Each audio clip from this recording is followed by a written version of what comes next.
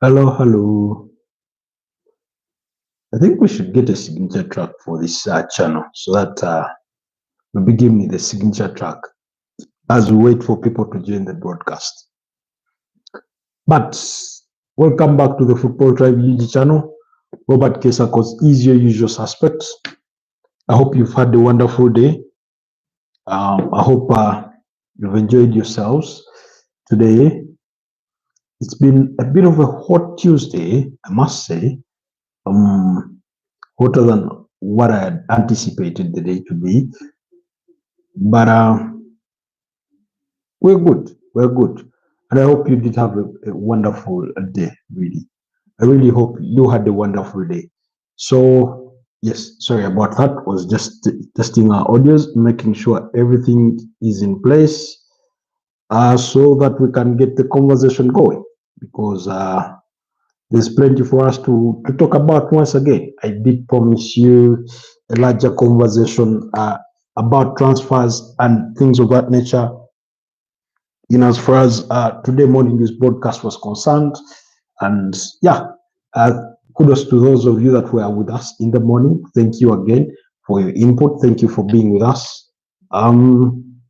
Where do we begin? We have so many things to talk about. We have the Liverpool trophy parade incident. We have transfers. We have Ronaldo's cryptic message on X. As if to suggest he was going to leave Al Nassr. Then I promised you in the morning that I'll be giving you a season comparison of the Premier League table vis-a-vis or versus my predictions for where the table finished. And I'll give you explanations to that. Of course, we got some wrong, we got some correct, some were perfect correct in terms of position predictions. Others, majority I must say, were awfully wrong. I was awfully wrong about a good number of them. But I know Man United and Tottenham Hotspurs couldn't have disappointed us more. So, guys, welcome back to the Football Tribe UG channel. Robert Kesakos is your usual suspect, coming to you live from Kampala, Uganda. It's about 10:34 p.m. I hope you guys are doing well. I hope you've had a wonderful day. Kindly like the broadcast, but also consider letting us know where you're joining us from this night or late evening, depending on what country you're in, because I'm sure it's about 8:30, approximately that. In the UK, probably about midnight, half past midnight in India and those different countries. In Turkey, it's about right at the same time, about 10:35 p.m. So, guys, please like the broadcast and also consider subscribing to the channel if you're new here to help us continue to grow in good spirit. Just do me that simple favor. Click the like button and then somewhere you'll also see subscribe and subscribe to the channel. I mean, out of your kindness, just do it and say, let me support this guy. I do not know him. I've just randomly scrolled on his live and he's here going to talk to us about I don't know what. Yes, we're going to talk about football. So kindly let me know where you're joining us from, what team you support, what country are you joining us from, and that kind of thing. So it will be much appreciated. Thank you for those that have already liked the broadcast. Your love and support doesn't go unnoticed, really. Much appreciated. Then those that do watch our content much later after it's been broadcast, thank you as well. We do not take your time for granted. We really appreciate it. So where do we start the conversation from? Let's start the conversation from the UK. Yesterday during the trophy parade, that's for Liverpool as they celebrated their second Premier League title and the triumph of the 2024-2025 Premier League season, there was an incident of car ramming that left a good number of casualties in that incident. It's reported that about 47 people were injured in the process. 27 of them had to be rushed to hospital, with 4 of them in critical condition. 4 of those were children, young children. And we do pray that we do pray for their quick recovery. And Authorities have since apprehended a 53-year-old white man who is believed to have been driving the van that rammed into people. Police went on to say that they do not think or believe that it was a terrorist attack. At least that's not what they perceive of it, because usually terrorist attacks are either, religious inspired, tribal, ethnicity, and that kind of thing. And so far, police are saying that's not what they suspect. But it was a very, very unfortunate incident. And according to some reports, one of the people that were pulled from under the car was a young child. And there I was thinking to myself, weren't the streets like cleared for this kind of parade? But I mean, that's easier for us maybe to question when we do not know what his motives were. There have been reports that perhaps he was angered by the crowd who are parking his van in the process there. But for me, even if that were the case, ramming into people wouldn't have been the solution in that kind of thing. It's like burning an entire house just because there is a snake in it, really. So for me, that was quite really unfortunate. So, anyways, our hearts do go out to all the victims and the families of the people involved. Our hearts do go out to the entire Liverpool fraternity and the football community at large. Our colleagues who support Liverpool in Uganda, Mario Momoto, Audrey Nsubuga, Fifi Fiona Pinky, Nelly of H Media, and Gaddafi, an aluminum of mine, and so many others out there that do support Liverpool.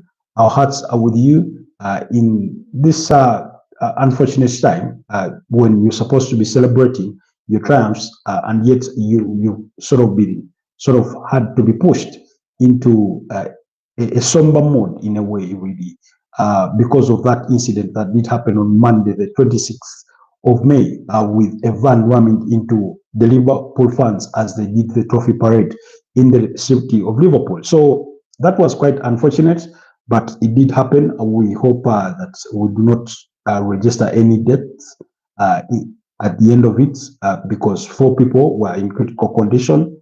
But that's all we can say about that. So, anyways, moving forward, Cristiano Ronaldo did post a cryptic message on his social media about in what could sort of signal a potential departure away from Al Nassr at the end of this season. Their season concluded over the weekend, and he did complete the season as the top scorer once again in the Saudi Pro League. He did score, but I think they lost their final game. That notwithstanding, this is what he posted. He said, "This chapter is over. The story question mark is still being written. Grateful to all." That's what he posted. Now, his contract runs out at the end of June. That's next month. That's with Al Nassr. There have been reports over the course of the last 1 month that Cristiano Ronaldo would love to play at the FIFA Club World Cup. And remember, Al Nassr are not part of the teams that will be playing there, but Al Hilal, yes, Al Hilal. That's the team the club that wants to sign Bruno Fernandes for Manchester United. That are going to be representing one of the teams going to be representing Saudi Arabia at the FIFA Club World Cup. And because of that, there's been speculation that he could join them. And never mind that they are rivals, that the two are rivals. So there's been that bit of speculation. But again, we've also had potential, news linking Cristiano Ronaldo with a move to, I can see we have Peter Parker says, "I know you, bro. a good human being. Thank you so much, Peter. And it's good to have you back on the channel. Good to have you on the broadcast. Ronaldo will go to is that Morocco club team? Uh, yes, we are speaking about Cristiano Ronaldo at the point when you joined us, Peter. Thank you so much for sparing the time to be with us. But we were speaking about Cristiano Ronaldo following his cryptic message that he posted on social media when their season ended. That is recently. When their season closed out, he posted a sort of a cryptic message, and they lost their game to El Fateh, by 3 goals to 2. And Cristiano Ronaldo was one of the goal scorers. In fact, he scored in the 42nd minute of that game. And then Sadio Mane scored the other goal, but they lost the game by 3 goals to 2. Anyways, he eventually, I think, completed the league as a top scorer with about 24, 25 goals. What about Luka Modric? Yes, we're going to speak about Luka Modric in just a bit. So, because and they finished third on the Saudi Pro League table because Al Ittihad, that's where the likes of Karim Benzema do play their football from, won the league title. So Al Hilal are going to be representing Saudi Arabia in the FIFA Club World Cup in the United States. So there are reports circulating that he could join Al Nassr's rivals in Al Hilal so that he can play at the FIFA Club World Cup. But remember, his contract runs until the end of June, and yet those clubs are only allowed to sign players between June 1st and June the 10th.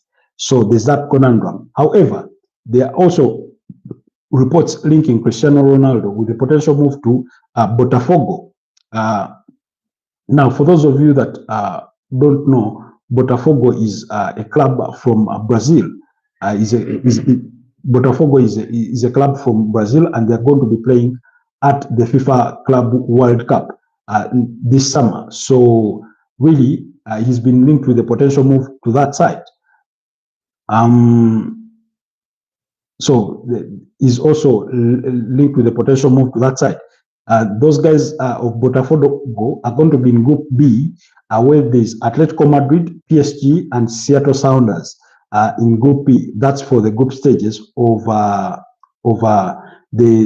FIFA Club World Cup that does kick off next month around, I think it's going to be around June the 13th, around there. So he's been linked with a potential move to Botafogo. That's the Brazilian team.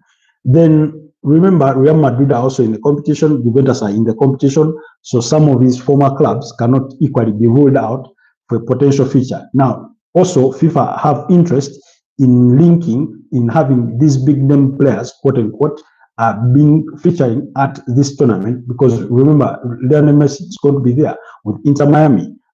Inter Miami are in Group A with Al Ahly, that's the club from Egypt. Inter Miami, Palmeiras, I think from Brazil, and AFC Porto. That's Group A. So really, that speculation is really there. Then there've been also sort of subtle rumors linking him with the potential move to the Major League Soccer. And remember, the Major League Soccer, there's Inter Miami, there's Auckland City, Seattle Sounders, they're all from that side in the USA as the host nation. So again, let's wait and see how it all plays out. But remember, Al Hilal, who are Al Nassr's city rivals, are going to be in the same group with Real Madrid alongside RB Salzburg and another club called Pachuca. Yes, Pachuca. I don't know where that is from, but at least that's it. So that's the news regarding Cristiano Ronaldo. Peter asks, how about Luka Modric? Now, Luka Modric of course, they beat him farewell. That was on Saturday, as Real Madrid beat up against Real Sociedad by 2-0. The Santiago Bernabeu threw a standing ovation and also a guard of honor between the Real Sociedad players and the Real Madrid players as he was being substituted late on in the second half. He was given a guard of honor. That's Luka Modric as he walked off that turf after a 13-year career with the Los Blancos. Remember, he joined them from Tottenham Hotspur back in 2012, and in his first season in Real Madrid, was voted as the worst player of the season for his first season. So he didn't have a brilliant start, but he went on to become the most successful Real Madrid player in history with a tally of 28 titles, 6 of those being UEFA Champions League titles. So he was there when they were winning the La Decima in 2014. Then in 2016, they won the UEFA Champions League again. Of course, 2014 beating up against Atletico Madrid by 4-1 in that final after extra time. Then 2016 as well, because Barcelona in 2015 are the ones who won, beating Juventus 3-1 in the final. Then they returned back, that's Real Madrid in 2016, and beat up against their city rivals again, once again, Atletico Madrid. I think it was 4-1 or 4-2 on penalties after a 1-1 draw in normal time for Real Madrid to win it. So that was the second Champions League title. And now remember, they went to win it 3 years consecutively. 2017, 2018, when they were beating Liverpool. 2017, they beat Juventus in the final. And then 2022, and then 2024. That's a tally of 6 UEFA Champions League titles on the name of the 2018 Ballon d'Or winner in Luka Modric, and 2018 still World Cup losing finalist. So that's Luka Modric. Now, the Santiago Bernabeu bid farewell to him alongside Lucas Vazquez, who will also be leaving the club at the end of the season as well. They did bid farewell on the same day, bid farewell to, I think, arguably one of the most successful managers that Real Madrid have had in history, in Carlo Ancelotti, who has won them 3 UEFA Champions League titles, and then, of course, in his second spell, he's won 2 league titles. So really, he's done quite a tremendous job. So you look at that and you're thinking to yourself, so that's, of course, they do lose great players, and there were reports that Luka Modric had requested for his contract to be renewed for 1 extra year, and that he was willing to take a pay cut, but the club made the decision that they do want to transition to give the young players more playing time, and so that the team gels. I remember they had already started that transition process when they went out to sign Aurelio Tchouameni, Eduardo Camavinga, and Federico Valverde, or Fede Valverde, as replacements for Casemiro, Toni Kroos, and Luka Modric. Now, the other 3, the component in Tchouameni, Camavinga, and Federico Valverde, have not really yet gelled together alongside the likes of Dani Ceballos in that midfield. And that's why Real Madrid are in the market for a midfielder, and they are looking at players like Enzo Fernandez from Chelsea. They are looking at Tijani Reinders from AC Milan, as some of those that have been linked with the potential move to Real Madrid, among other names out there. So, but Luka Modric, same as Lucas Vazquez, will be part of Real Madrid's squad that will be representing the Los Blancos at the FIFA Club World Cup. So they will be part of that squad, and then after the tournament, they will leave Real Madrid for good. For Carlo Ancelotti, his goodbyes were immediate because he needed to start work. That was as soon as yesterday with the Brazil national team, and yesterday we spoke about that, the Brazil national team and the kind of squad he was able to summon. That left out the likes of Neymar, Rodrigo Goes, but included the likes of Casemiro, Antony, that's at Real Betis, Richarlison of Tottenham Hotspurs. It included Henderson of Atlanta in that midfield, the likes of Danilo in there. So Gabriel Martinelli from Arsenal. Of course, Gabriel Magalhaes wasn't someone because he's still injured. Marquinhos from PSG, Alson Ramsey-Becker was included in that team, but Ederson Morales was snubbed. So as part of that team, he's already someone with Carlo Ancelotti. However, he did justify his decision of leaving out Neymar, saying he had just returned from injury and they need him to be really get himself set up and be fit because they will need him for the FIFA World Cup that is going to be hosted in the United States of America next year. So again, that's in as far as the conversation around Luka Modric is concerned. He'll be part of the Real Madrid squad with Xabi Alonso for the FIFA Club World Cup, alongside Lucas Vazquez, alongside all the other players. And then after that tournament, he will kiss goodbye to the white shirt. Then Peter, you come back to say, I heard that Al Nassr is interested in buying Bruno Fernandes. Point of correction, maybe Al Nassr may have interest, but that has not really been widely reported. the team that has been widely reported in regards to the interest of Bruno Fernandes has been Al Hilal. And in fact, as we speak, it is reported, and this is according to Gimme Sport, it is reported that they've given Bruno Fernandes an ultimatum of up to 72 hours for the 30-year-old Portuguese international to decide where he wants his future in football to be. It's also reported that he was tabled with a 3-year contract, potentially earning £700,000 per week. That's tax-free money, and the estimated totality of his contract per annum is estimated at about nearly £65 million in wages alone. And after wages, they are willing to pay Manchester United a fee of about £100 million, perhaps a little more, to lure him away from Old Trafford. Now, according to Ben Jacobs of Gimme Sport, he says that he's been given an ultimatum of 72 hours for him to decide. Now, Manchester United have been adamant they do not want to sell Bruno Fernandes. But remember, in the aftermath of the UEFA Europa League final, when Manchester United lost to Tottenham Hotspur by 0-0 last week on Wednesday, it was Bruno Fernandes who said that he has no problem leaving Manchester United if that is the decision of the club.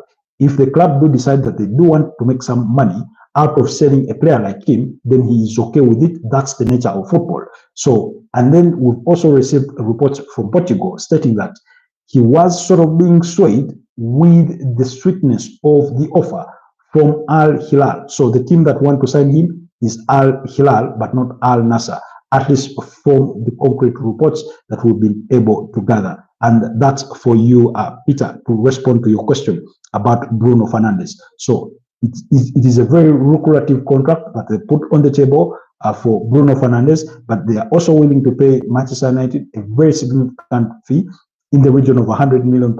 We all know about Manchester United's financial situation, and that's why as soon as the season ended, as soon as they finished their match day at 38 on Sunday, beating up against Aston Villa by 2-0 at Old Trafford, they quickly rushed to the airport and boarded a Malaysian, bound a plane to go to Asia for their Asian tour, where they're going to be playing 2 games against an all-shown side and then the Hong Kong national team. So they do have a game to play on Wednesday in Malaysia, that's in Kuala Lumpur, and then on Thursday, Andre Onana, Harry Maguire, and Diego Dalot are expected to fly to Mumbai to have some media engagements there. And then on Friday, I think, yes, on Friday, they'll play a game in Hong Kong. So that's what we are gathering from the Manchester United camp. So, and that tour or trip in itself, which the manager in Ruben Amorim called a small sacrifice that players had to make after the kind of season they've had, is because they do have a commercial partner in Apollo Tires, who sort of, I think, as part of the deal, they are supposed to go to Asia for a tour. So really, that's the news there. Mariam, welcome back to the channel. It's good to have you. What is new in Liverpool? In just a bit, let me first answer Peter's questions, and we'll get your question, Mariam. So that's the news regarding, that's the report regarding Bruno Fernandes. I hope, Peter, that answers your questions at full strength. And as far as the conditions for Bruno Fernandes is concerned, Man United do not want to sell, but they are in a difficult financial situation, so they could be tempted by such an offer. Remember, it is Sir Jim Ratcliffe in charge here. Money is everything, and money is quite important. Remember, they missed out on qualifying for Europe, especially the UEFA Champions League, and that sort of leaves a gaping hole of nearly £100 million in potential revenue that would have come from the UEFA Champions League. Then, Peter, you go on to ask, what do you think, who is going to score for Chelsea against Real Betis UEFA Conference League final? Yes, the UEFA Conference League final is on tomorrow night. We'll be discussing that game tomorrow morning, and then, of course, later on in the night, before the game kicks off, we'll get the chance to discuss that game, among other things, tomorrow. But who do I think will score in that game? Maybe Cole Palmer. if it is a penalty. Maybe Enzo Fernandez. I think Enzo Fernandez, Nicolas Jackson, and Cole Palmer. At least one of those three, I think will score. That's to answer your question about who I think. But let's wait and see. But thank you so much for your engagement and all the questions, Peter. And I hope I have answered all of them. In case there's any you need clarity on, please do not hesitate to put down the comment in the comment section. But thank you all that have liked the broadcast, and thank you to those that are still with us. Then now, Mariam, in your absentia, we did kickstart this broadcast with news from Liverpool. Of course, the city of Liverpool in a bit of a cold mode following yesterday's incident, like we spoke about in the preamble or at the genesis of this particular broadcast. Yesterday, there was a van that rammed into Liverpool supporters as they were doing their trophy parade to celebrate their triumphs in the Premier League this season. And it is believed that it was a 53-year-old white man that was behind the wheel. That's according to police, even though they ruled out the incident as being as a potential terrorist crime or motivated crime. 47 people are believed to have been injured. 27 of them were rushed to hospital. 4 of them were children among those injured, and then 4 of those were in critical condition. So that's unfortunately the news that is coming out of Liverpool. That's why it's been a bit of a cold mode around the city. But nonetheless, the player in Jeremy Frimpong has sort of jetted into the UK today to complete his move to Liverpool from Bayer Leverkusen. He's a player we've spoken about widely on this channel, that everything was done. He was just waiting an announcement. So should be going into his media duties and, final checks here and put pen to paper on his contract with Liverpool. So that's Jeremy Frimpong. And then Liverpool also continued to advance on talks with FC Bournemouth over Milos Kakez, but negotiations are still on the player side. That's the players' camp to see if they can agree on contract terms and other nitty-gritties. And then Liverpool are also progressing well in negotiations for Florian Wirtz. That's the 22-year-old German international from Bayer Leverkusen, who is one of the most sought after player in as far as European football is concerned as of today. Excuse me. So that's the news from Liverpool. Of course, there's much more news than that. Excuse me. So yes, that's the major news from Liverpool. In regards to speculation, again, like we've spoken before here, Bayern Munich are interested in signing John Hickey. Hello again, my friend. Good to have you back. Welcome back to the channel. It's a pleasure to have you back, John Hickey. John Hickey was with us, I think, was it yesterday or today morning? Kindly correct me if I'm wrong, but either yesterday or today morning he was with us. So, and then Peter came back to say, what do I think? Where did Crystal Palace make the mistake against Liverpool in the final? Okay, let's discuss that in a bit. Let's first conclude with the Liverpool news. So, like I said, yesterday it was revealed that Cody Gakpo has been added onto the wanted man list in the transfer wish list for FC Bayern Munich. Remember, they are still in negotiations with Leroy Sané over a contract renewal. Now, the two parties are yet to agree to terms, especially when it comes to wages, when it comes to image rights, those nitty-gritties about contracts. So, and it is being reported that he has an offer of about 10 million euros per annum, but he's yet to agree to that because guaranteed fee is about 4.5 million euros, and then 5.5 could be in bonuses. Now, what they are trying to negotiate, from what we gather, and this is from I think Florian Plettenberg of Sky German, is that they are trying to renegotiate the deal, not to increase the money, but to review on the guaranteed monies and then the bonuses, that kind of thing. So that's what they're reviewing. But Bayern Munich have lined up multiple, players that they would consider for potential replacements. for Leroy Sané and Kingsley Coman. And among them is Liverpool's Cody Gakpo. There's Kaoru Mitoma from Brighton, that's the 28-year-old Japanese international, as well as Rafael Leao, that's the 25-year-old Portuguese international, who is currently playing at AC Milan. This contract does run up until June 2028. That's for Rafael Leao, similar to that of Cody Gakpo. So I think those two players still have about 3 years left to their current contracts. So this may not come that cheap. But Liverpool are willing to listen to offers for Cody Gakpo, as well as Darwin Núñez, as well as Luis Diaz. Speaking of Luis Diaz, Barcelona are interested. That's according to the Barcelona sporting director, Deco. They're interested in Luis Diaz as well as Marcus Rashford. So they will need to make a choice. Marcus Rashford could be let go for about £40 million from Chelsea. What it would take for a team to pull out Luis Diaz from Liverpool in terms of a potential transfer fee is yet to be determined. So let's wait and see.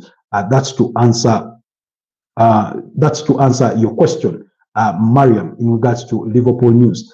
Still speaking Liverpool news, Darwin Núñez is a potential exit, and Liverpool are looking to replace him should he leave the club with Hugo Ekitike or Benjamin Sesko from RB Leipzig. Hugo Ekitike, that's the 22-year-old French international who is at Eintracht Frankfurt. Very sought after player with whom Chelsea are also interested. But he may not come cheap because Eintracht Frankfurt would prefer to keep him, but they are willing to listen to offers in the region of 100 million euros. So you're looking at about a fee of about 84 to 85 million pounds. John Hickey says you should be a commentator. Thank you for the compliment, John Hickey. Thank you so much. You say yesterday, any tips for betting? I'm not so good with betting tips, although I've given some. So it's a bit of a like walking on eggshells for me, but we will see depending on what games are there on our radar. So that's to answer Mariam's question about news regarding Liverpool. So we've spoken about the Karaming incident, we've spoken about the transfer news, we've spoken about the speculation revolving around there and that kind of thing. Then Peter came back. This is Peter Parker, said, what do you think, what I think, where did Crystal Palace make the mistake against Liverpool in the final? I think he's talking about that final game of Liverpool versus Crystal Palace. For the final day of the game, I hope that's what he's referring to. I remember before the game started, I said this is just a sort of a preview or a practice match or a test match for what will come in August for the Community Shield, because Crystal Palace won the FA Cup after beating Manchester City in the finals by a goal to nil. That goal scored by Berechi Eze. So to win the FA Cup, their first major trophy in the club's history. And then, of course, Liverpool have won the Premier League. That means for the Community Shield, it will be Liverpool versus Crystal Palace at Wembley, possibly in August. So I do not think Crystal Palace really did anything wrong. But, you know, Liverpool seldom lose at Anfield. And I think this season, I think they've only lost one game at Anfield. They lost, that was, as far as the Premier League is concerned, they lost to Nottingham Forest by a goal to nil. That goal scored by Callum Hudson-Odoi when Nottingham Forest was beating them by a goal to nil. The other game that they lost in the course of the season was against Fulham, losing by 3 goals to 2 at Craven Cottage, and then lost to Chelsea at Stamford Bridge by 3 goals to 1. So in that game particularly of Crystal Palace, I do not think that Liverpool did anything wrong. In any case, I do not think Crystal Palace did anything wrong. It's a home game. You're playing against the champions. The fans are, that was really loud at Anfield because there was fans were already in celebratory mode. They're handing them the Premier League title. So that in itself was enough to lift the players, even when they went a goal down. That goal scored by Ismail Sarr in about the 9th minute. And then you had a motivated Mo Salah who had a record to equal in as far as overall goal involvement in a single Premier League season. He was at 46 with 28 goals and 18 assists. He needed to equal the record that was held by Andrew Cole, who most of you call Andy Cole, which he said when he scored, I think, 34 goals and provided 13 assists in the season of 1993 and 1994. So that's a total of 47 goal involvement. And then Alan Shearer came the following season. Andy Cole was with Newcastle then. because he had joined Newcastle in, I think, 1993. Alan Shearer came with Blackburn, under Blackburn that won the Premier League title in 1995, were under the charges of Ken Dalglish as their manager. That's the former Liverpool legend, Ken Dalglish. So Alan Shearer equally scored 34 goals and provided 13 assists to make a goal contribution of 47 in a single Premier League season. So Alan Shearer also equaled Andy Cole's record. So Mohamed Salah was pursuing that record in itself.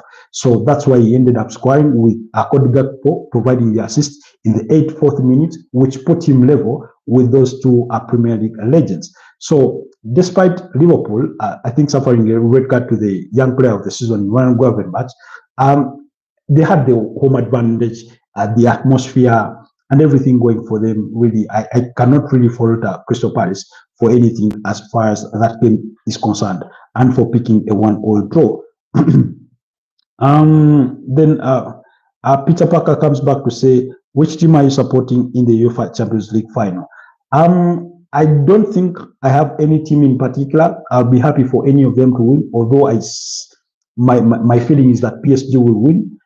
Or that's my prediction. My feeling is that PSG will go on to win, but I do not have any single team that I sort of lean to, because in any case, I just enjoy football in general. And that's why, although I'm an Arsenal fan, I'm a Real Madrid fan, I just enjoy football in general and love the sport. So that's why I'm able to sit here and speak about Man United, Liverpool, objectively Chelsea, and other teams. So I hope that answers your question, Peter Parker, but thank you for asking. So I'll be enjoying the final, pretty much like maybe a Barcelona fan, a Real Madrid fan. Maybe those may have an inclination to a side or two, but as far as I'm concerned, whoever wins it will be well deserved. I won't be taking any sides, really. Then you come back to say once again, Peter, you say Mo Salah starts this season is unbelievable. He improved too much. Yeah, his best season in the Premier League so far, and yet he was winning the Golden Boot for, I think, for the third time, third or fourth time. So really, I found that quite impressive in as far as his goal contribution was concerned. Really, you couldn't have said it better. The statistics that he posted in as many as 18 assists and 29 goals, that was really remarkable. Of course, he fell short by one assist to equal Thierry Henry's 2002-2003 assists of 20 in a single season, which a record was equaled by Kevin De Bruyne in the season of 2019-2020. And in both seasons, that's 2002-2003, Henry did not win the Premier League, and Kevin De Bruyne in 2020 did not win the Premier League. It's Liverpool that won it, but they all made 20 assists in that single season. And then I think who else came close to them? The other person that came close to them was Mesut Ozil for 2015-2016 season, when Leicester City were winning the league. Mesut Ozil provided 19 assists that season. So really, it was quite impressive. But I mean, you cannot really sort of downplay those numbers. You cannot really downplay his numbers. Quite the king. He walked away with every accolade, literally, that there was in as far as wins were concerned, in posting those numbers this season. Peter tells us he's a Barcelona fan. Okay, that's good. That's good. At least we have a Barcelona fan here. We do have Abdul Aziz. He's a Real Madrid fan, one of our usual suspects. We do have Safa Ali from Turkey. He's one of our usual suspects. He's a Fenerbahce fan. That's in the Turkish league. He's an Arsenal fan in the UK.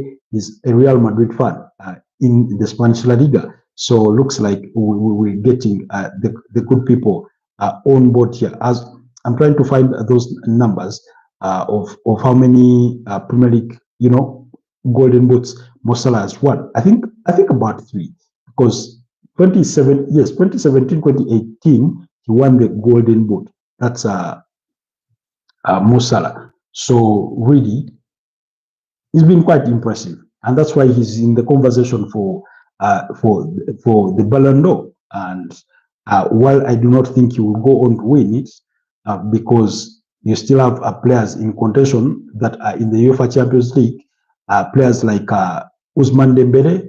So it sort of gets tricky for him there. So yeah, he so far won the gold. I think that was his fourth time winning the Premier League Golden Boot.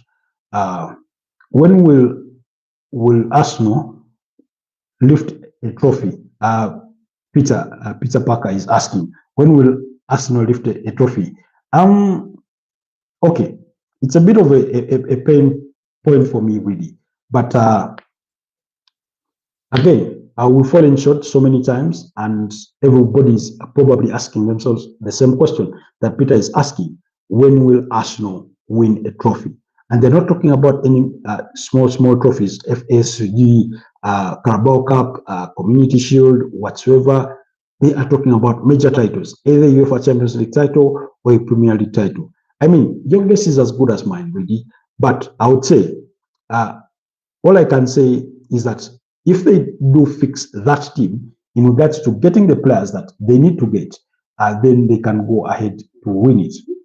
And again, for me, I've not yet done the full video in regards to what the ideal summer would be for Arsenal, but at least I know I talked about it multiple times. For example, Arsenal need to sign a goalkeeper. That's a number two, and a very good one, because while David Raya is quite brilliant, and for 2 seasons he's won the Golden Glove, you can't risk it with a very sort of mediocre, understudy goalkeeper, because anything can happen. We all saw what happened to Tottenham. Vicario got injured. We saw what happened to Newcastle. Nick Pope got injured with that shoulder injury, and then they had to rely on Matthew Dubravka. So they need to go out there and get a goalkeeper. And last summer, they missed out on signing Joan Garcia, even after agreeing to personal terms with the player, because one, they took long in moving on Aaron Ramsdale, and once they moved Aaron Ramsdale on to Southampton, they returned to Espanyol and tried to pay them €5 million less of the player's release clause, which Espanyol rejected in the final days of the transfer window. So once they rejected that offer, that is when they rushed to Bournemouth and got Neto on loan. So they really missed out on Joan Garcia, who has been, I think, the best goalkeeper in the Spanish La Liga this season. Now, as we speak, Barcelona are interested in Joan Garcia, Aston Villa are interested in his services, and a whole host of other clubs that are really interested in his services. So it's pulling off a deal for Joan Garcia may not come really easy, but I do know for a fact that Arsenal needed number 2 goalkeeper. And for me, Joan Garcia would really be my number 1 priority, because I do not think Arsenal have the capacity of having 2 top Spanish goalkeepers in Unai Simon and David Raya in the same team. Unai Simon is at Athletic Bilbao. Yes, that's the number 1 goalkeeper for Spain. So 2, that's number 1. 2, they need a striker, and right now I do not think they even contemplating, but at least they are trying to sign either of Benjamin Sesko, that's the 21-year-old Slovenian international at RB Leipzig, or Victor Gyökeres, 26 years of age, Swedish international, just like their top priority was in Alexander Isak, only that Alexander Isak is a year younger, from Sporting Lisbon. That's for Victor Gyökeres. We all know his numbers have been crazy this season. He has, I think, a tally of about 62 or 63 goals across all competitions for club and country this season. And never mind that 19 of those have been penalties, but they are really into the market. Now, and according to reports from today, we did gather that they had offered his representatives a 5-year contract. That's for Victor Gyökeres. A 5-year contract of about 111,000 or about 120,000 pounds per week in wages, plus a 10 million euro, I think, sign-on bonus, and that kind of thing, really. But the deal for Victor Gyökeres, according to Ben Jacobs, is a bit too expensive. And why? while Sporting Lisbon have are willing to have reduced his release clause from 100 million euros to 70 million euros to get a deal done. The agent fees involved in kind of getting the player, and in combination with the wages and sign-on bonuses, could come really high, and it could go then eventually end up in the excess of 100 million euros. So then that brings their number one priority, or at least reportedly, because Benjamin Sesko is a player that they've really scouted the most. Is the one they've done the most of their homework on. Since last summer, they made a move for him, Benjamin Sesko. He decided to stay with RB Leipzig, and they pitched him the Arsenal project. Eventually, he chose to stay with RB Leipzig with a gentleman's agreement that should a suitable offer come for him this summer, the club should be willing to listen, and it is reported that he has a release clause of up to 80 million euros. So, with that said, Chelsea also pitched him their project last summer. Arsenal went back in January during the January transfer window, but RB Leipzig said they would not be entertaining any deals at the time because they were trying to finish within the UEFA Champions League places. They were unable to achieve that. In fact, they are not going to be in Europe next season for the first time since the 2016-2017 season, and that kind of thing. So they really have to sell Benjamin Sesko. Where will he end up? Your guess is as good as mine, but Liverpool, Arsenal, Chelsea are all interested in the services of the Slovenian striker. I think he finished the season with a tally of about 21 goals across all competitions. Now, so Arsenal need to get a striker. So those are two players. Number three, they need to get an attacking midfielder or a creative midfielder. While we are all excited about Ethan Nwaneri being good, we are excited about Max Down, that's the 15-year-old from the Arsenal Academy. While we are all excited about those, Arsenal need a substitute for Martin Odegaard. They cannot really put all their eggs in one basket by relying on Martin Odegaard for an entire season. We saw what happened to him this season when he suffered that ankle injury and spent 2 months outside on the sidelines. Again, that is something we had spoken about in our season preview. In regards when we were making our predictions on where Arsenal would finish. My prediction was that Arsenal would finish second because they lacked the squad depth that they needed to take them through the season. So that's player number three. And in that regard, the options that I've given, briefly back on the striking situation. Today there have been reports, according to Marca, that Arsenal are interested in signing Julian Alvarez from Atletico Madrid. Now, the only relationship that there lies is because Julian Alvarez only left Man City last summer and Atletico Madrid paid quite expensively. I think a fee in the excess of 81 million pounds to sign him, and it was Andre Bata behind that deal. So that's the only correlation. He's had quite a brilliant season with Atletico Madrid. So I do not see really a chance where he then joins Arsenal, but he will be quite a good fit. Two, then the other player that has also been linked with a potential move in the form of a striker with a potential move to Arsenal is Hugo Ekitike at Eintracht Frankfurt. Again, we spoke about him while discussing the Liverpool news. Then after that, they also, after the creative midfielder, the options there for me, I'm thinking about Ryan Cherki, who Manchester City are also interested in signing. That's the player at Lyon. He's announced that he will be leaving Lyon this summer. We've considered Alex Baena, but looks like he's could be on the move to join Atletico Madrid. Alex Baena is at Villarreal currently.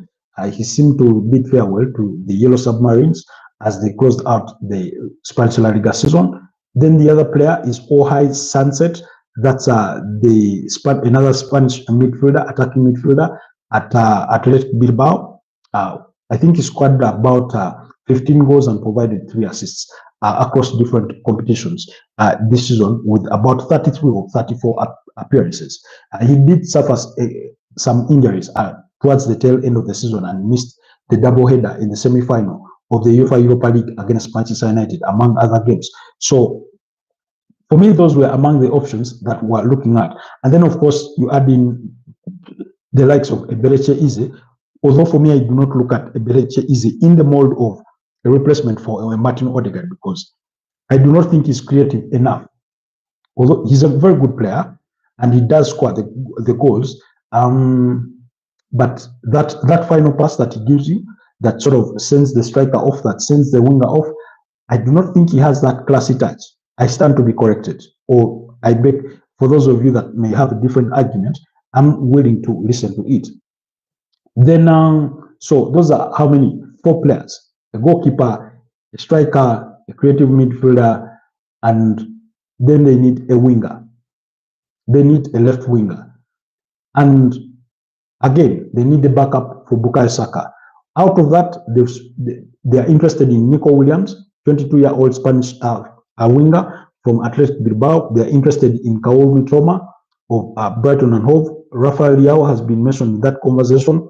Antoine Semenyo has been mentioned in that conversation, as well as Brian Mbeumo, who has attracted interest from Manchester United, excuse me, as well as Newcastle.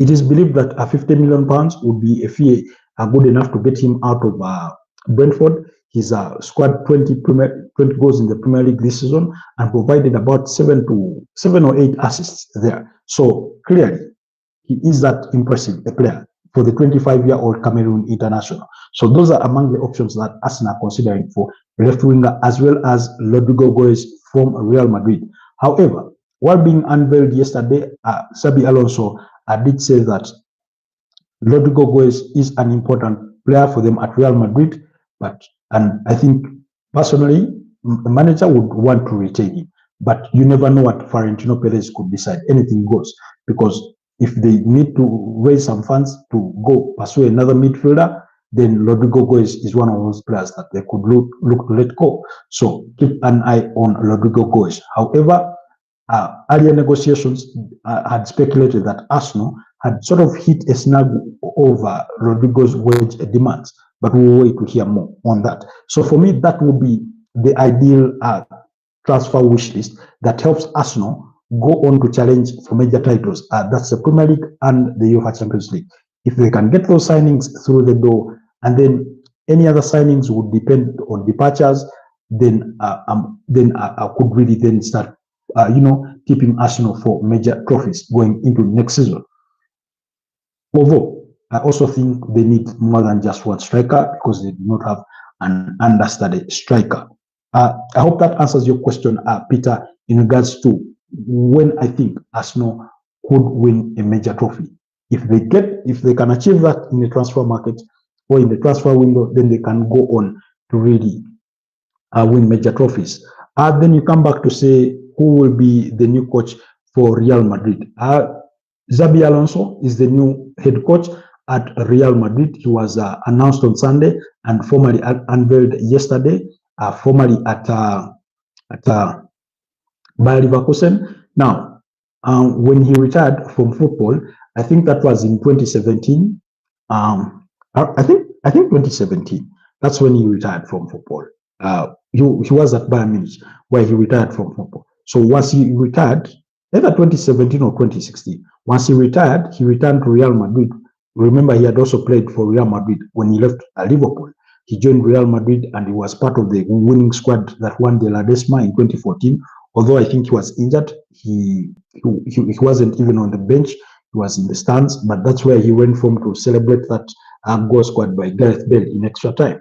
So he was unveiled after retiring from football. He returned to Real Madrid and he was part of the coaches in the academy, managing the under-14s. And then in 2018, he left and joined Real Sociedad, where he managed the Real Sociedad B team. And then in October 2022, that's when he left Real Sociedad and joined Bayer Leverkusen there as the manager / head coach. When he joined Bayer Leverkusen, they were second from the bottom on the German Bundesliga table and guided them to a sixth place finish on that table. And then the subsequent season, that was at 2023-2024, he guided them to the triumph of the German Bundesliga, their first ever in the history, as well as the German DFB Pokal trophy. So he won them a double that season and also helped them reach the finals of the UEFA Europa League, where they lost to Atlanta by 3-0. This season, He helped them finish second on the German Bundesliga table, and with that respect, so after that, he has now joined Real Madrid as the head coach to replace Carlo Ancelotti. At Bayer Leverkusen, Xabi Alonso has been replaced by former Manchester United manager Erik ten Hag.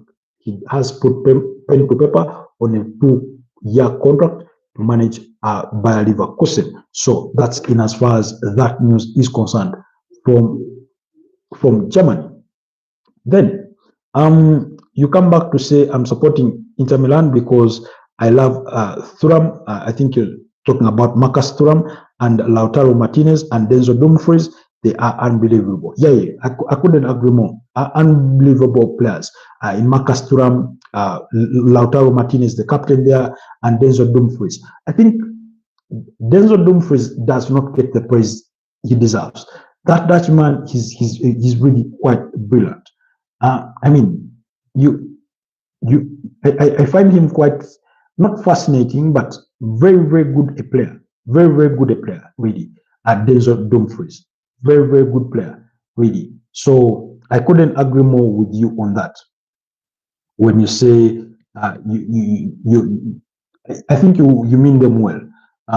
In as far as this season is concerned, and really, it will be really painful for Inter Milan to lose their second final in a space of 3 years. Remember, they made it to the finals in 2023 and lost to Manchester City by 1-0. That goal scored by Rodri, and now they are back in the final, having missed out on last year, and they are back in the final to play a PSG.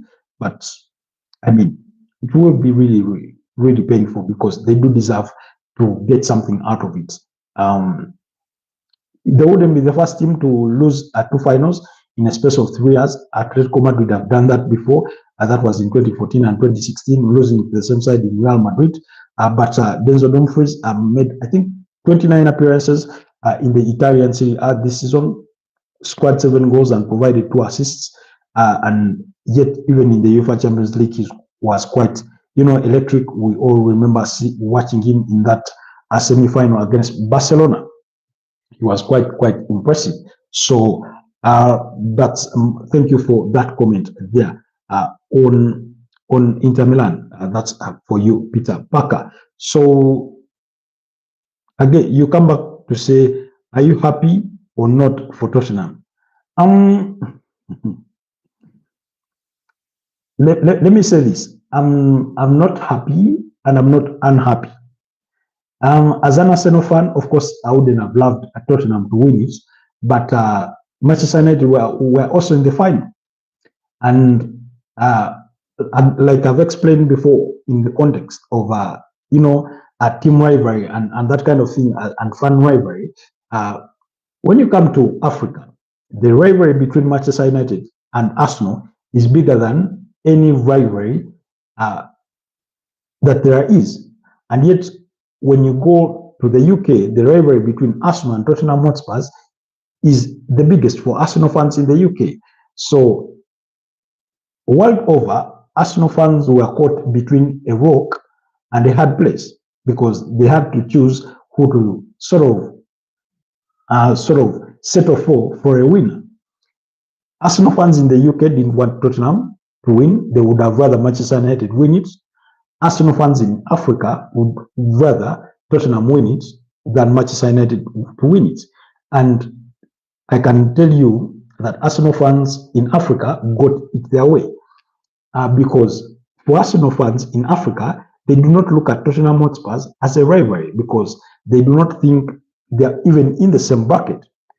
They don't look at Tottenham as a team that they are competing with, really. When it comes to competing for glory, they just see it as any other team in the Premier League, like Aston Villa, like Everton. That's the caliber. That's how they look at it. So maybe I was for individual players, the likes of James Maddison, because he's a very good player. Maybe for Ange Postecoglou as a manager who sort of was on the verge of losing his job. But really, I wasn't happy for any to win, but because it was more like 2 devils in terms of football rivalry, it was like 2 devils in the final. But personally, at a very personal level, I have no quarrels with either teams. I hope that answers that. Then, guys, maybe briefly, like I said in the broadcast this morning, we're going to compare my Premier League season predictions at the start of the season versus where teams finished. And I'll read for you what my predictions were versus how the table looked like at the end of the season. I'll tell you for starters, I was correct that Arsenal would finish second. That was a perfect prediction.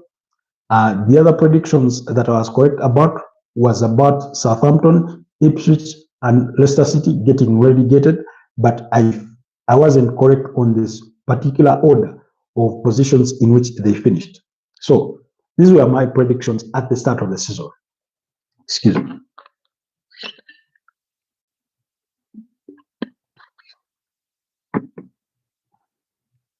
At the start of the season, I thought Manchester City would win the Premier League. Obviously, I was wrong. Happy for Harry Kane for his first trophy with the German Bundesliga. Let's speak about Harry Kane in just a bit. So my predictions were that Man City would win the Premier League title. Fortunately or unfortunately, they didn't win it. They finished third. Arsenal were second. Liverpool would come third. Manchester United would come fourth. Newcastle fifth. Tottenham Hotspurs would come sixth. Chelsea seventh. Aston Villa eighth. Fulham ninth. Crystal Palace 10th. Everton 11th. Brentford would come 12th. Brighton would come 13th. West Ham in 14th place. Bournemouth in 15th place. Wolverhampton Wanderers in 16th place. Nottingham Forest in 17th place, while Southampton would come in 18th, Ipswich in 19th place, while Leicester City would finish bottom of the Premier League table. Those were my predictions at the start of the season for the 2024-2025 Premier League season. How did I get it wrong? Liverpool were champions. My prediction had been that they would finish third for the second season running in the Premier League. Arsenal finished second. We were correct about that. It was a perfect score prediction. Then Man City finished third. Of course, I was wrong about that. My prediction was that they would win the league, but they swapped places with Liverpool. That's what basically happened. Chelsea finished fourth. In fourth place, I thought Man United could finish fourth. And of course, I did not foresee the sacking of Erik ten Hag. I did not foresee the bad start they had to the season, but after they sacked Erik ten Hag after only 9 Premier League games, and they thought maybe they would correct things, and look where they ended up. It just got worse. So I was clearly wrong about that. Newcastle finished 5th on the Premier League table, and on my table, Newcastle were placed 5th. So that was another perfect score prediction. I hope John Hickey is back with us on the channel because he's really interested in about predictions. So at least those were 2 perfect predictions. Second place and 5th place for Newcastle. Aston Villa finished 6th on the table. Unfortunately, I had predicted them to finish 8th because in 6th I had Tottenham. Jesus. Manchester United and Tottenham made me look like a fool, really. So Aston Villa finished 6th. Nottingham Forest finished 7th, 10 places above where I had predicted them to finish. I had predicted them to finish 17th.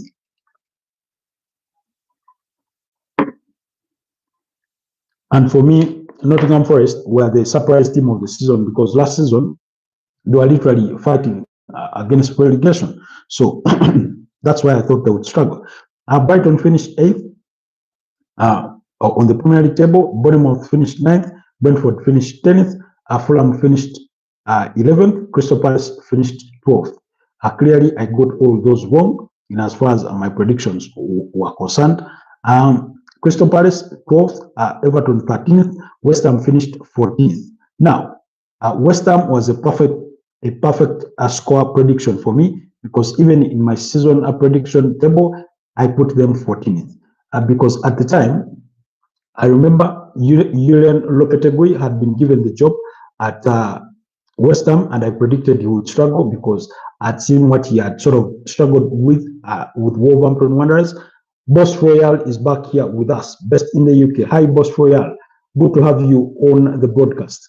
Do us the absolute usual honor of liking the broadcast, but much appreciated to have you back with us. So where you found us was me really looking at what my Premier League table predictions were at the start of the season and versus where teams are finished on that log. So West Ham was a perfect score prediction for a place finished in 14th place. So those are three perfect scores, really, for those of you that are marking me.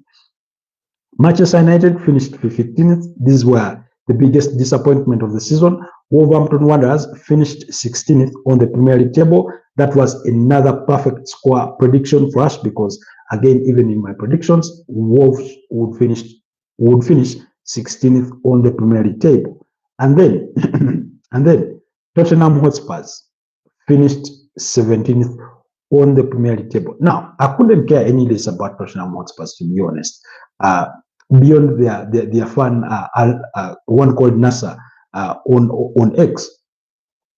But Manchester United, what a disappointment you guys were this season, really. So Tottenham Hotspurs, they are becoming the first team to lose 22 Premier League games in a single season and not be relegated. I mean, they did wonders this season, really, Tottenham Hotspurs. And yet next season, they're going to be playing in the UEFA Champions League. Isn't football amazing? Well, blame that on Manchester United, who failed to beat them in the finals of the UEFA Europa League. Then in 18th place was Leicester City. Remember, I predicted Leicester City to be bottom. Ipswich Town were 19th. Were 19th on the table. And again, my prediction was that Ipswich Town would finish 19th on the table. So that's 5. That's the 5th perfect score for those of you that are following. That's Arsenal in 2nd place, Newcastle in 5th place, West Ham in 14th place, Wolverhampton Wanderers in 16th place, and now Ipswich Town in 19th place. And then, of course, Southampton finished bottom of the Premier League table. Yet, in our prediction, I had predicted them to finish 18th. So that's the table comparison in regards to where the respective teams finished versus what my predictions were at the start of the season. So for those of you that have been marking me, kindly let me know what marks you would award me after those predictions. Of course, if you can ignore Manchester United and Tottenham Hotspurs in these predictions, I would really be glad. But for those of you that have been following the conversation and marking me, let me know what marks would you give me out of 10 in terms of my prediction. We got 5 positions as a perfect score, really. So I think I would give myself 7 out of 10. Wouldn't be too bad, really. But you guys let me know how many you would give me. So back to your comments and submissions. Peter asked if I was happy for Hurricane to win his first trophy. I think I was happy for him, really, to be honest, because I remember when he broke out at Tottenham Hotspurs and he was scoring so many goals. I was one of those who first thought that he was going to be a one-season wonder. I thought he was never going to cut it, really. I needed him to be tested across, multiple seasons for me to believe that he was really that good a striker, and he proved me wrong. He went on to do it. I didn't want to back another Darren Benty. For those of you that forget, Darren Benty was a very good striker. Tottenham signed him after scoring so many goals. I think he had scored 26 goals, 24 goals in a Premier League season, I think, at Aston Villa. No, at Sunderland. Yes, at Sunderland. Because he came to Tottenham, things failed, and he went to Sunderland. He scored 24 goals that's 2009-2010 Premier League season, I think. And then he did so well. He was behind Wayne Rooney, who scored 26 Premier League goals that season. Didier Drogba finished as the top scorer with a tally of 29 goals, including the hat-trick he scored on the final day as Chelsea beat up against Wigan by 9-1. I think Frank Lampard, angered me in that game because Chelsea win a penalty, and Frank Lampard, well knowing that Didier Drogba was on level with goals with Wayne Rooney and he wanted to win the Golden Boot, Frank Lampard came for that ball and took the first penalty. And I'm like, what are you doing? You can't be that selfish. Obviously, he ended up scoring a hat-trick in that game. That's for Didier Drogba. I think Lampard scored a brace, but I stand to be corrected on that one. Solomon Kalou, I think, is one of those that scored on the day, among others. Chelsea were then under the charges of Carlo Ancelotti. That's 2009-2010. So, but back to so when it comes to what he's done in as far as scoring the goals in terms of football, I think I really feel happy for Harry Kane that he managed to eventually win himself a piece of silverware this season when he won the German Bundesliga with Bayern Munich in Vincent Kompany's debut season. Then Peter, you come back to say how Barca lose against Villarreal. What's gone wrong? I mean, really, there's nothing wrong. Really, they lost 3-2. There was nothing really wrong. I think it's similar to the game between Chelsea and Liverpool.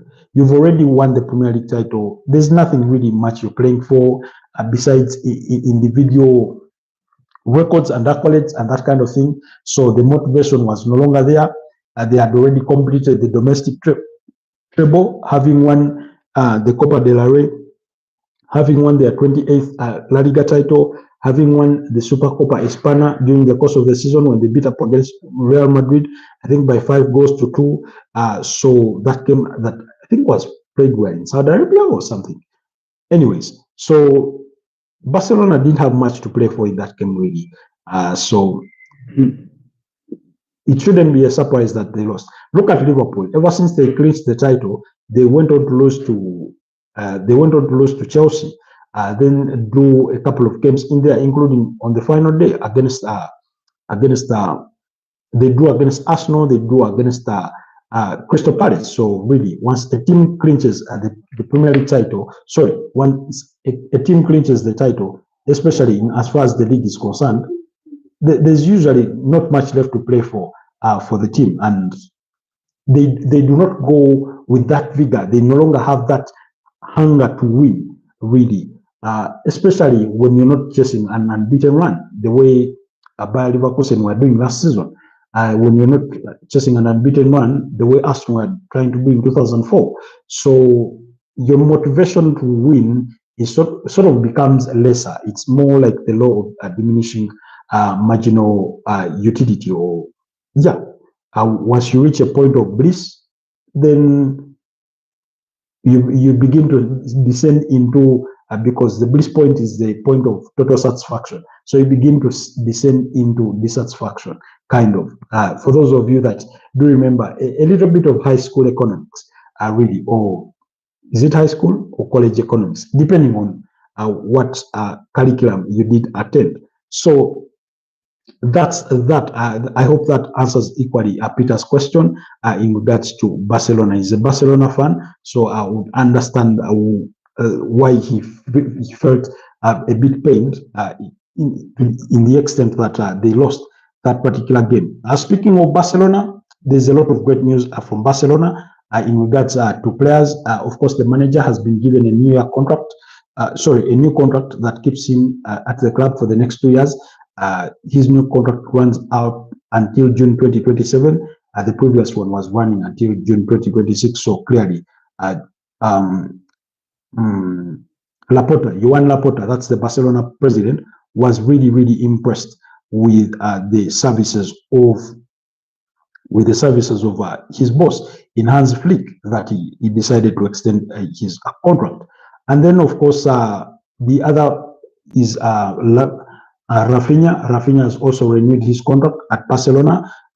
He signed a new 3-year contract that will take him up to until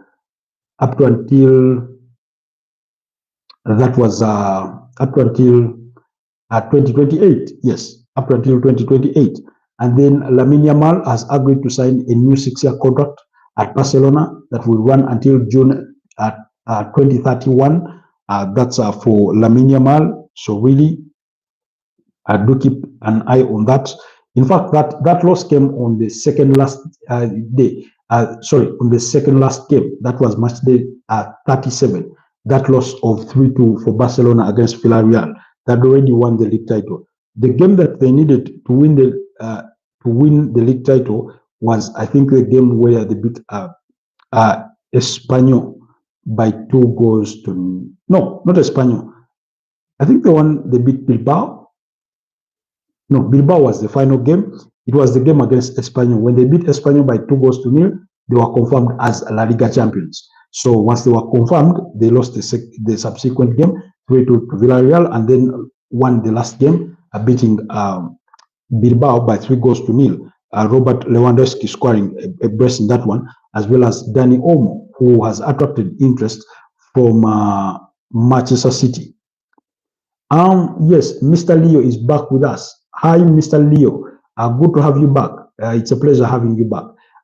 Kindly do me a favor and like the broadcast. But welcome back to the channel, Mr. Leo. Really, really good to have you back.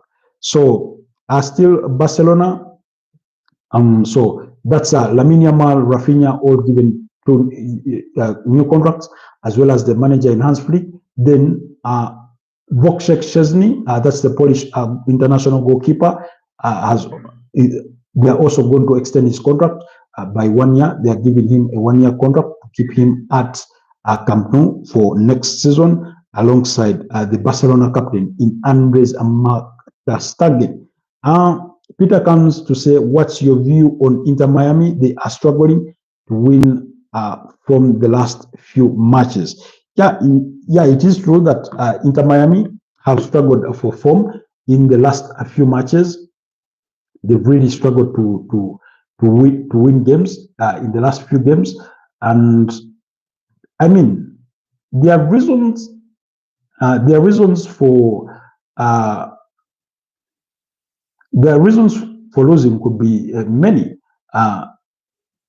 But you know, when you have a squad that relies on majority of players that are aging, when you look at the likes of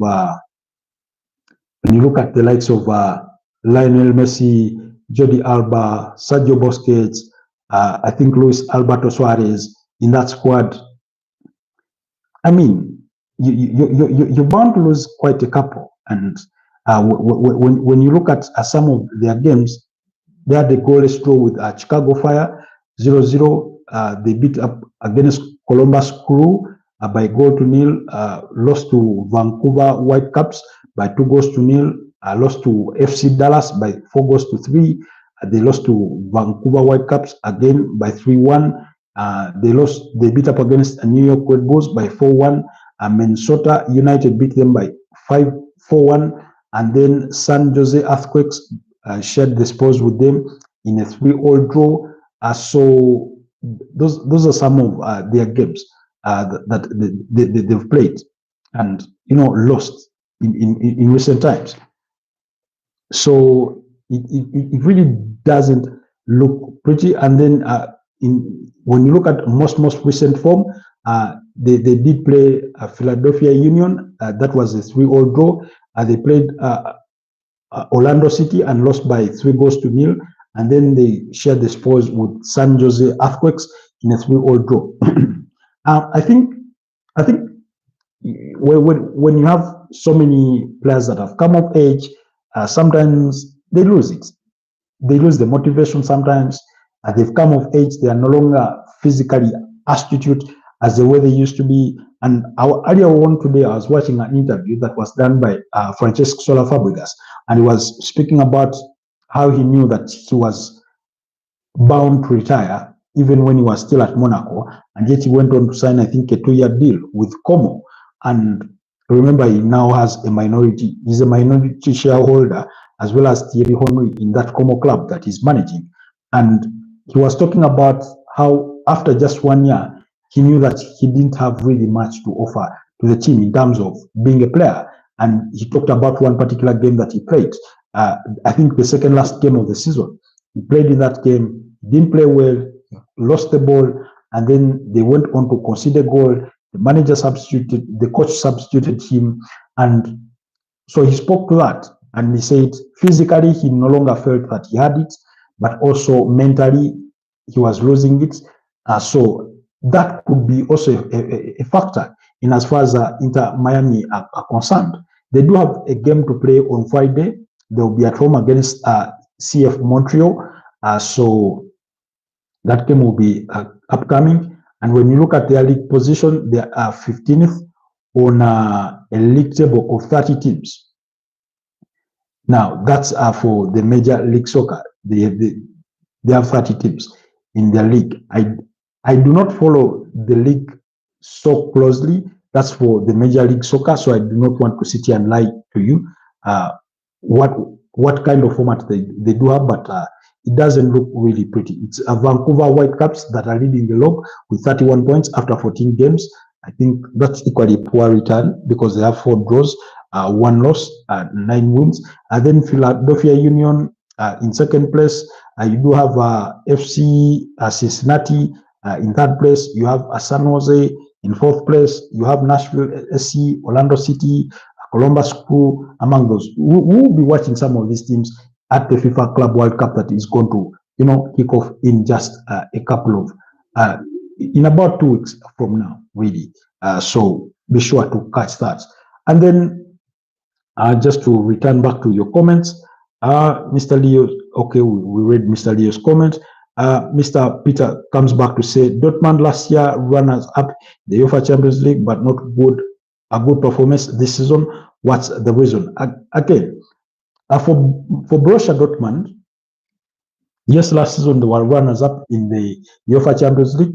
This season in the UEFA Champions League, I thought they did good. They did well. They got knocked off, I think, at the quarterfinals. Yes, losing to Barcelona by 5-3 on aggregate, because Barcelona beat them by 4 goals to 1. Sorry, by 4 goals to 0 at the Olympic Stadium in Spain, and then Dortmund beat them by 3 goals to 1 at the Signo Iduna Park in the reverse fixture. So, but they really suffered this season in that they had to even sack their manager in Nuri Sahin. Remember, they started the season with Nuri Sahin as their boss, and then they had to sack him and replace him with Niko Kovac, who was formerly at Bayern Munich. For those of you that do remember Niko Kovac, he did replace Jupp Heynckes at Bayern Munich. When Jupp Heynckes retired, is the one that replaced him, and Hansi Flick was an assistant to Niko Kovac at Bayern Munich. So when Bayern Munich let go of Niko Kovac, they replaced him with Hansi Flick as an interim and eventually gave him the job, and then he guided them to a treble in 2020. But that notwithstanding, back to Dortmund. Dortmund, they've really lacked having the presence of so many good players in a team. For me, that's part of what I feel. Jamie Gittens, still young but impressive, but I mean, he's not really offered so many goals. We know Dortmund used to have very good players, by the way. Remember those days when Jurgen Klopp was still managing that team, and they had the likes of Brashkovsky, they had the likes of Mario Götze, who left for Bayern Munich. They had the captain, what's his name? I keep forgetting his name. He refused to join Bayern Munich. For those of you that, Marco Reus, yes, Marco Reus. They had Robert Lewandowski, Mats Hummels. I mean, Shinji Kagawa. They really had a very good team. They really had a very good team. And gradually, they've sort of come to lose it, that they've not been as competitive over the last couple of years. Of course, they tried to redo that to regain the competition when Thomas Tuchel came in, but still it wasn't good enough that they ended up letting go. I think at one point they had, what's his name? The manager's name slips my mind. But in particular, this season, while Nuri Sahin was doing all the right things in the UEFA Champions League, back at home domestically, they were getting so many things wrong. They weren't really getting things right on the pitch, and that's why they ended up sacking him. So, but let's hope for better days, because when you look at what they managed to achieve, this season, finishing what, third or fourth on the German Bundesliga table, isn't too bad. Isn't too bad, really. Isn't too bad overall when you want to think of it in that respect. But let's hope for better fortune next season as far as Dortmund are concerned. As far as Dortmund are concerned, really, let's hope for. They finished fourth behind Frankfurt, 3 points behind Frankfurt on that German Bundesliga table. And when you look at the fact that they lost as many as 11 games, that's 3 more than the third best team in the league.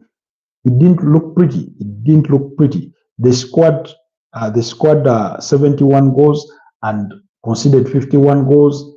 I mean, that's too many goals conceded, really. Again, they had one of the worst defenses in as far as the season is concerned, really.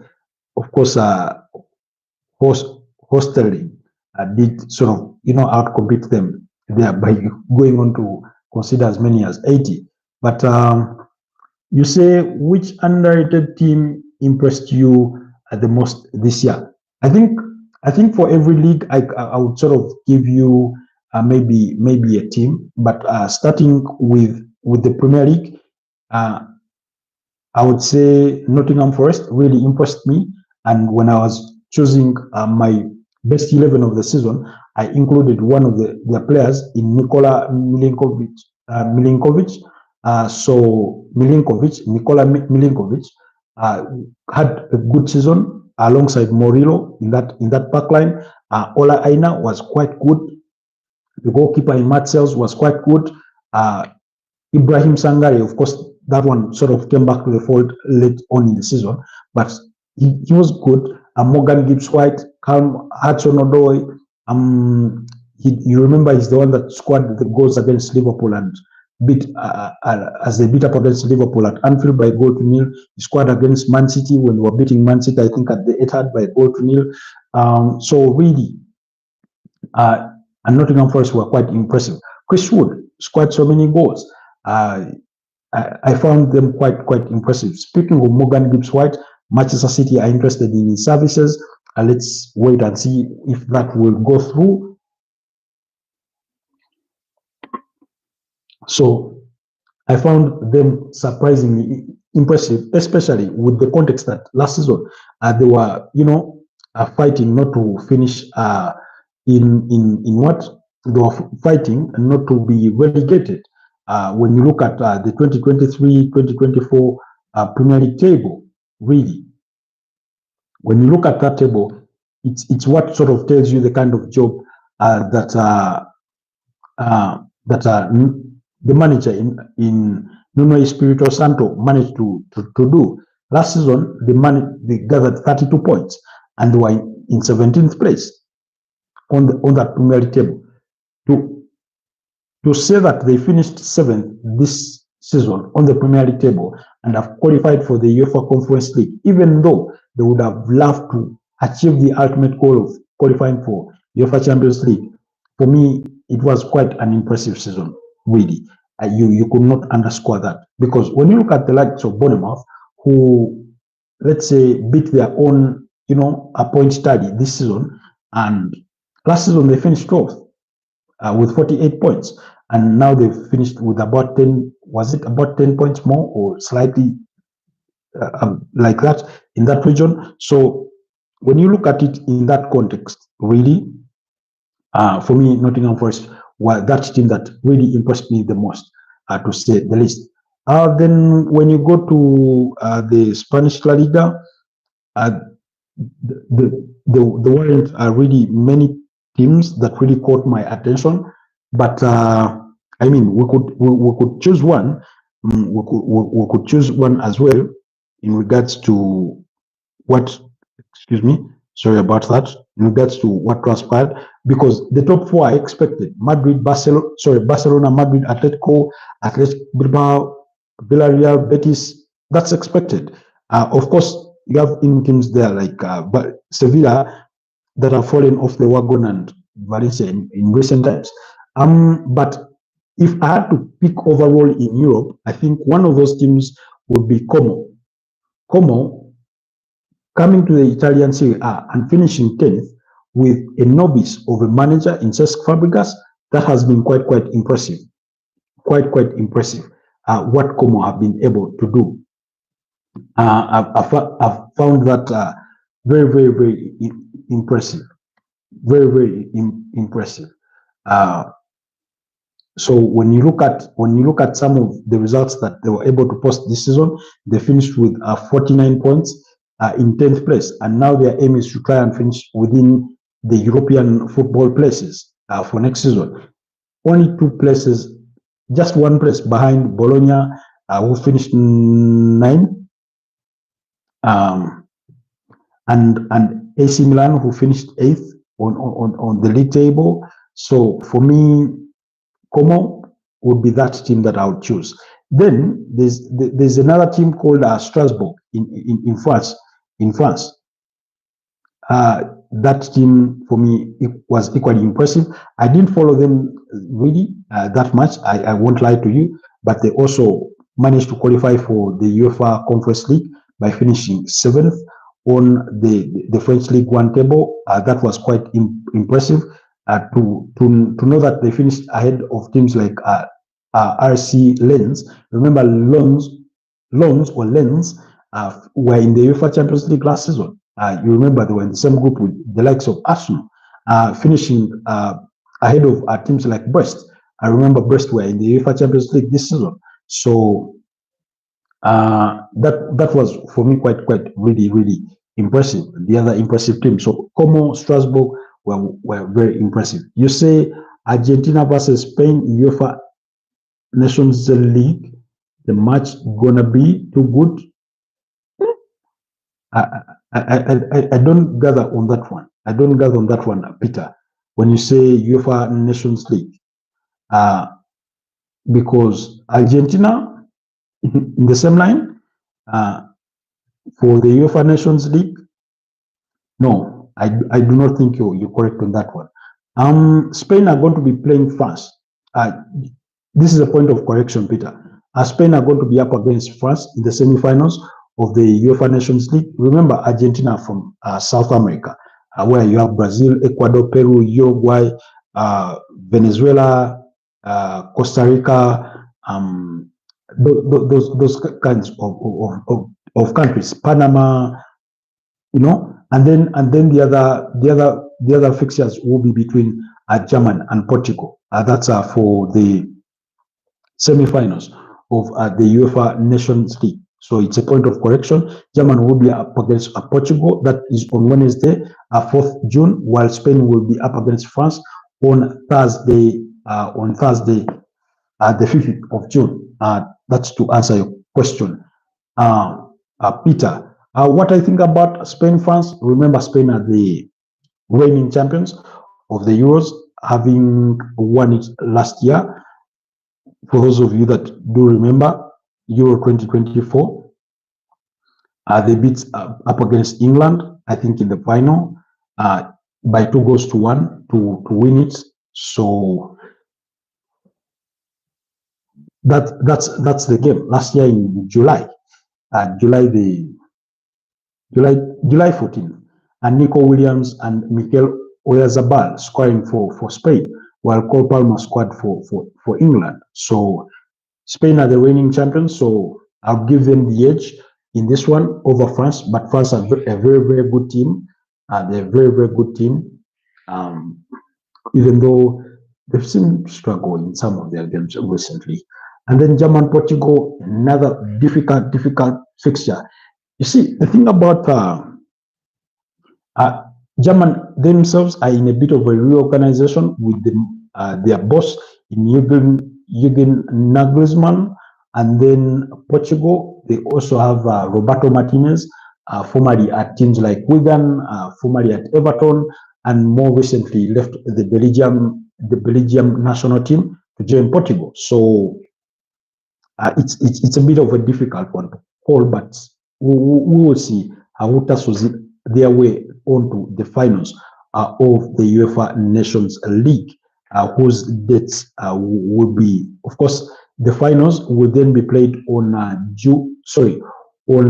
June the 8th, and then the third place playoff will also be played on the same day, with kickoff estimated to be about 4 p.m. and 10 p.m. respectively on that day. That's for the UEFA Nations League for the semi-finals and the finals and third place playoffs respectively.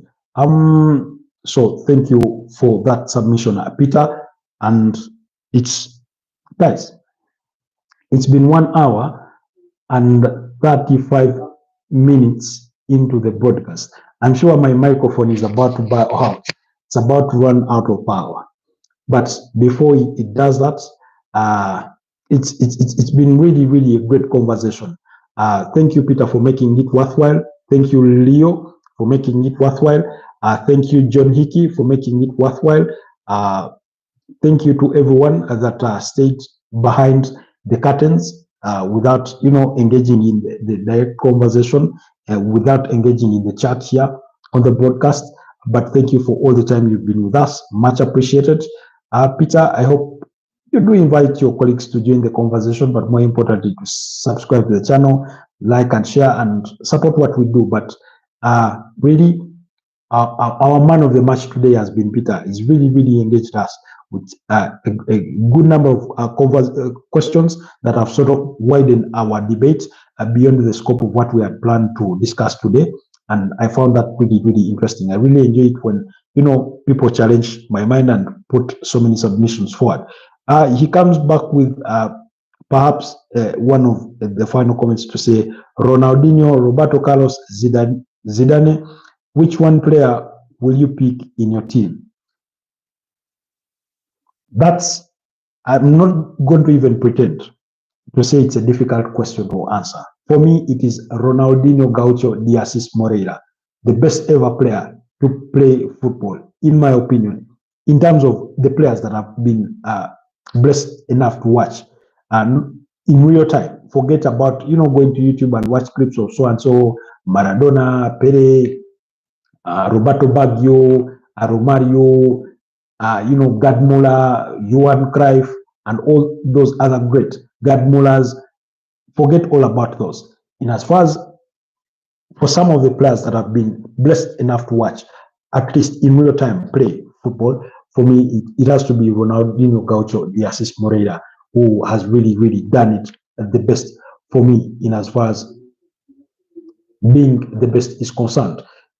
For me, it's my great. He would entertain. He made football look so simple and yet so intricate at the same time. He did things with the ball that we lack in today's football, and that's why every time you have players like Eden Hazard who are good at dribbling come on the scene, they really excite the footballing community. When you have players like Lionel Messi, when you have players like Lamine Yamal, when you have those kinds of players, Ryan Cherki has been really doing it in France.